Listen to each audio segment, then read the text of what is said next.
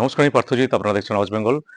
বাংলাদেশে সেনাপ্রধান জেনারেল ওয়াকারুজ্জামানের উপরে প্রচুর প্রেশার তৈরি হয়ে গেছে, প্রেশার তৈরি করছে মার্কিন যুক্তরাষ্ট্র এবং তাদের সহযোগী যে পপেট সরকার বসানো হয়েছে সেই মোহাম্মদ ইউনূসের সরকার এবং তাদের সমন্বয়ক বাহিনী, তাদের অসম্ভব প্রেশার।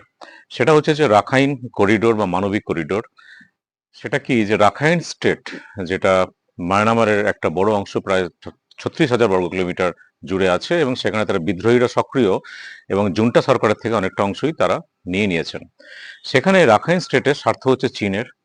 বিআরআই যে প্রজেক্ট, সেটা হচ্ছে বেল্ট অ্যান্ড রোড ইনিশিয়েটিভ যে প্রজেক্ট, সেই গ্লোবাল যে ইনফ্রাস্ট্রাকচার যেটা চায়নার ড্রিম প্রজেক্ট, তার একটা বড় অংশ আছে রাখাইন প্রদেশে। রাখাইনের যে সমুদ্র বন্দরগুলো আছে, মূলত তেল আমদানি আরব কান্ট্রি থেকে ডিরেক্ট কিভাবে আসতে পারে তার জন্য অনেকগুলো রুট তৈরি করে। তার মধ্যে এটা একটা রুট এবং এটাকে নিউ সিল্ক রুট বলা হচ্ছে।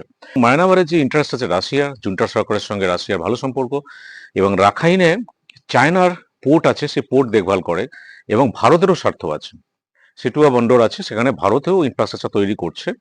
এবং মার্কিন যুক্তরাষ্ট্রর ইন্টারেস্ট অবভিয়াসলি আছে সেন্ট মার্টিন এবং রাখাইন স্টেটের যে সুবিধা এবং স্ট্রাকচারাল যে সুবিধা, সেই সুবিধার জন্য কিন্তু মার্কিন যুক্তরাষ্ট্রের একটা বড় ইন্টারেস্ট রয়েছে, যার ফলে এই ইউনূস সরকারকে যে বসানো হয়েছিল, এটা এখন প্লান্টেড করা হয়েছিল এবং সেটা পরিষ্কার বোঝা যাচ্ছে। সেটা হচ্ছে যে এই মার্কিন যুক্তরাষ্ট্রের বড় একটা ভূমিকা, এবং তারাও চেয়েছিল যে মানবিক করিডোর, সেটা হচ্ছে যে রাখাইন থেকে যারা রোহিঙ্গাদের তাদের তাড়িয়ে দেওয়া হয়েছিল, সেই চ্যানেলটাকে, যারা বাংলাদেশের সঙ্গে যে অংশটা আছে, একটা মানবিক করিডোর জেনেভা কনভেনশন অনুযায়ী এবং রাষ্ট্রসংঘ এটা সংঘের একটা নীতি জেনেভা কনভেনশন অনুযায়ী, দুটো দেশের মধ্যে যুদ্ধ লাগলে বা যুদ্ধের পরিস্থিতি তৈরি হলে মানবিক কারণে তাদের কাছে হেল্প পৌঁছে দেওয়া, ওষুধপত্র, খাবার দাবার সমস্ত কিছু।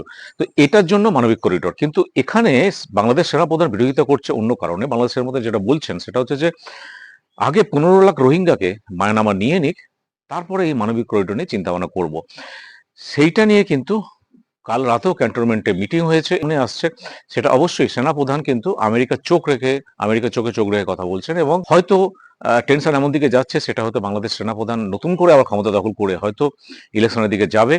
বাংলাদেশ সেনাপ্রধান অবশ্যই বলিষ্ঠ সিদ্ধান্ত নিয়েছেন যে 15 লাখ রোহিঙ্গাকে আগে মায়ানমার পাঠিয়ে দিতে হবে বাংলাদেশ থেকে, তারপরে মানবিক করিডোর নিয়ে আমরা চিন্তা ভাবনা করবো। আজকের মতো এই সংক্ষিপ্ত বিশ্লেষণ শেষ করছি। নমস্কার, ভালো থাকবেন।